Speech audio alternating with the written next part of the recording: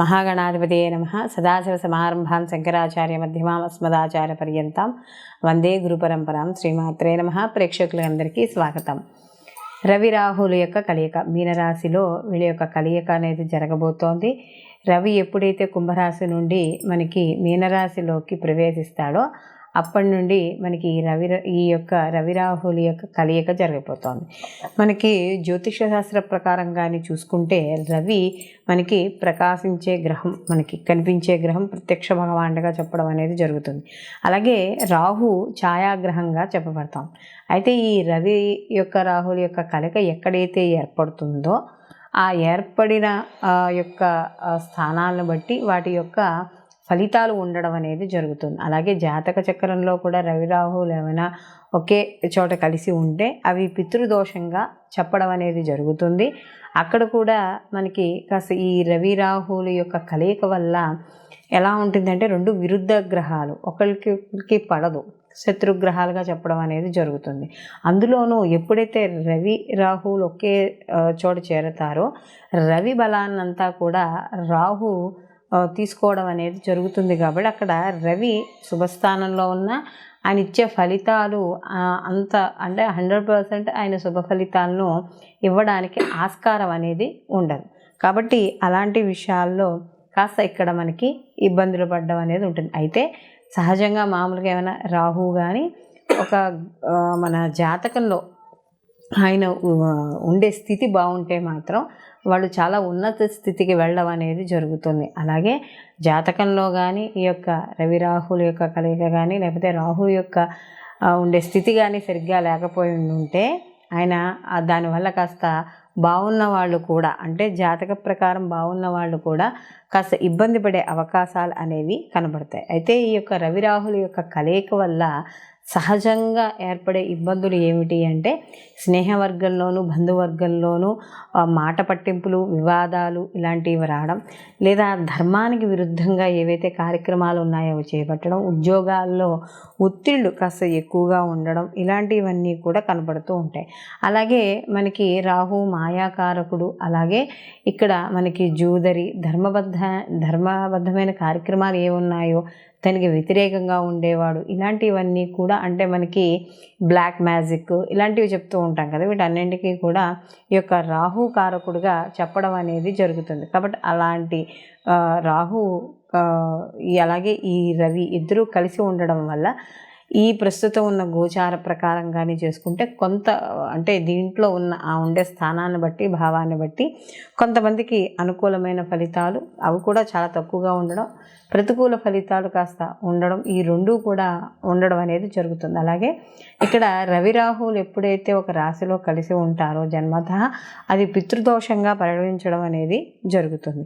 అందుకనే చూడండి మనకి ద్వాదశ రాశుల వారికి సానుకూలమైన ఫలితాలే ఉండవు, అలానే అనుకూలమైన ఫలితాలే ఉండవు. అంటే ప్రతికూల ఫలితాలు ఉండవు. ఒకరికి సానుకూలం, ఒకరికి ప్రతికూలమైన ఫలితాలు కూడా ఉండడం అనేది మనకి ఇక్కడ జరుగుతుంది. అయితే ఇక్కడ రవి రాహుల కలయిక వల్ల ఏమవుతుంది అంటే ఒక వ్యక్తి తన జీవన విధానంలో కొన్ని మార్పుల్ని, ఒడిదుడుకుల్ని ఎదుర్కోవాల్సి వస్తుంది, ఇబ్బందుల్ని.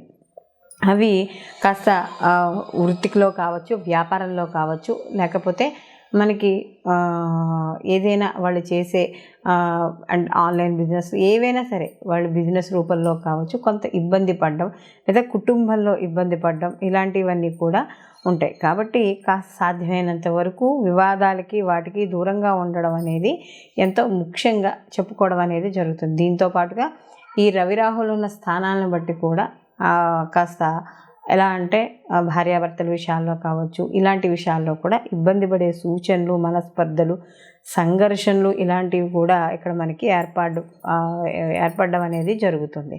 అయితే ఇక్కడ మనకి ముఖ్యంగా చూసుకోవాల్సింది రవి ఈ ప్రభుత్వ రంగాల్లో పనిచేసే వాళ్ళకి, government, state government, central government, రాజకీయము ఇలాంటి వాటికి అన్నిటికీ కూడా మనం ఈ యొక్క రవిని మనం చెప్పడం అనేది జరుగుతుంది. ఎందుకంటే తండ్రి, ఆత్మకారకుడు, ఇవంతా కూడా మనం రవికి చెప్పడం. అలాగే ముఖ్యంగా ఈ యొక్క పోలీస్ శాఖకు సంబంధించింది, సైబర్ సెక్యూరిటీసు, రాజకీయము ఇలాంటి వాటికి మనం ఇందాక చెప్పుకున్నట్టుగా ఇవన్నీ రవి కారకత్వాలుగా చెప్పుకున్నప్పుడు పట్టుదల, ఒక దర్పము, అంటే ఒక రాజు కదా, సో ఆ వేతే లక్షణాలు, రాజుకి ఏ విధ లక్షణాలు ఉంటాయి అవన్నీ కూడా రవికి ఉండడం అనేది జరుగుతుంది.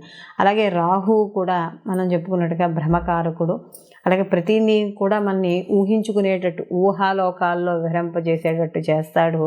అలాగే మనకి ఈ యొక్క విదేశీయానము అంటే దూర ప్రాంతాలకి ప్రయాణాలు, ఇలాంటివన్నీ కూడా రాహు సూచించడం అనేది జరుగుతుంది. కాబట్టి ఇక్కడ మొత్తం మీద ఈ రవి రాహుల యొక్క కలయిక వల్ల ద్వాదశ రాశుల వారికి కూడా మనకి ఎటువంటి ఫలితాలు ఉంటాయి, ఏమిటి అలా అనే విషయాన్ని మనం ఇప్పుడు తెలుసుకుందాం. ధనుస్సు రాశి. ధనుస్సు రాశిలోకి మూల 1, 2, 3, 4 పాదాలు, పూర్వాషాఢ 1, 2, 3, 4 పాదాలు, అలాగే ఉత్తరాషాఢ 1వ పాదము మనకి ధనుస్సు రాశిలోకి రావడం అనేది జరుగుతుంది. రాశ్యాధిపతి వచ్చి గురువు.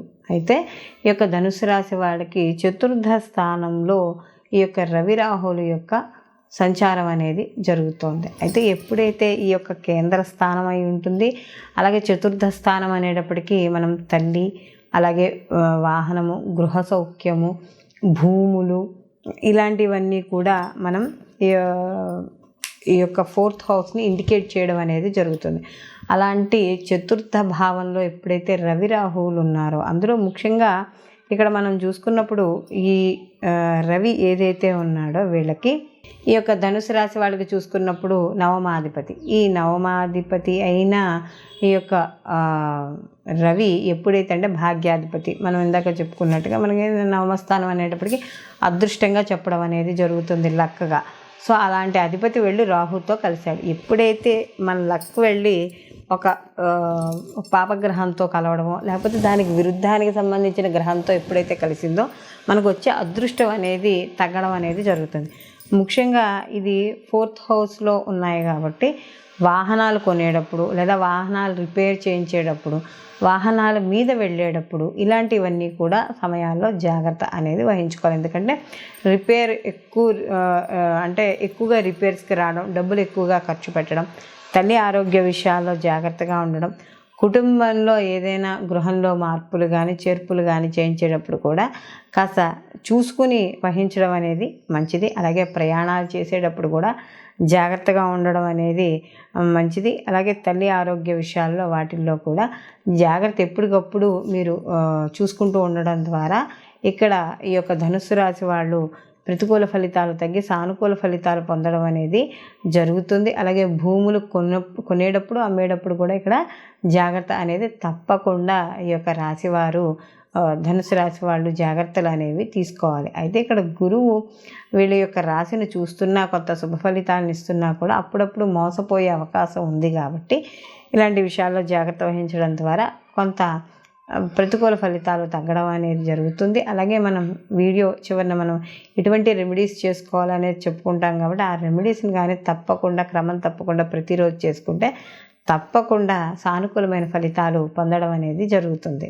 ఈ రాశివారు ఈ రవి రాహుల యొక్క ప్రభావాన్ని, అంటే మనకి ప్రతికూల ప్రభావాలున్నా సానుకూల ఫలితాలు మనకి ప్రభావాలున్నా కూడా ప్రతిరోజు కూడా ఆదిత్య హృదయ పారాయణ చేసుకోవడం. ఎందుకంటే రవి తన బలాన్ని తను సంపాదించుకోవాలి కాబట్టి ఈ యొక్క రవి బలాన్ని సంగ్రహిస్తాడు. కాబట్టి ప్రతిరోజు కూడా ఈ రాశివారు ఆదిత్య హృదయ పారాయణ చేసుకోవడం, అలాగే దుర్గా కవచం కానీ దుర్గా పారాయణ కానీ, ఎందుకంటే రాహు యొక్క తీవ్రతను ఏదైతే ఉన్నాయో ఆ తీవ్రతను కూడా తట్టుకోవాలి. సానుకూల ఫలితాలు ఉన్నా కూడా మనకి ఇక్కడ మరింత సానుకూలంగా రావడానికి నిత్యము అమ్మవారి యొక్క ఆరాధన, అలాగే సూర్య నమస్కారాలు, ఆదిత్య హృదయ పారాయణ, ఇవన్నీ కూడా ఈ రాశివారు ప్రతిరోజు తప్పకుండా చేసుకోవాలి. అలాగే సూర్య భగవానికి సంబంధించిన ద్వాదశ నామాలు చదువుకున్నా, అలాగే ఆదివారాలు ఈ ఏదైతే పీరియడ్ ఆఫ్ టైం ఉందో ఈ పీరియడ్ ఆఫ్ టైంలో మనకి ఈ యొక్క రవికి సంబంధించిన ఏదైనా కవచాన్ని పారాయణ చేసుకోవడం, లేదా సూర్యాష్టకం పారాయణ చేసుకోవడం, ఏదైనా చేసుకోవచ్చు. అలాగే ఆదివారం రోజు నియమాలు, అంటే సూర్యోదయానికి పూర్వమే లేవడం, అలాగే ఈరోజు తలంటుకోకుండా ఉత్తి చన్నీళ్లతో తలారా స్నానం చేయడం, ఆదివారం రోజు మాంసము మద్యము సేవించకుండా ఉండడం, ఈ యొక్క గోధుమలు నానబెట్టి గోవుకి తినిపించడం, రాహుకాలంలో వెళ్ళి ఆదివారం నాడు రాహుకాలంలో 4:30 to 6 మధ్య రాహుకాలం ఉంటుంది. కాబట్టి ఈ రాహుకాలంలో ఈ గోధుమలు కాస్త ఆవుకు తినిపించడం ఇలాంటివి చేయడం ద్వారా ఈ రవి రాహుల కలయిక ఇక్కడ ఏదైతే ఉందో దాని నుండి వచ్చే ఫలితాలు, అంటే వ్యతిరేక ఫలితాలు ఏమైనా ఉంటే అవన్నీ కూడా కాస్త తగ్గుముఖం పట్టడం అనేది జరుగుతుంది. సర్వే జనా సుఖినో భవంతు, లోకా సంస్థ సుఖినో భవంతు.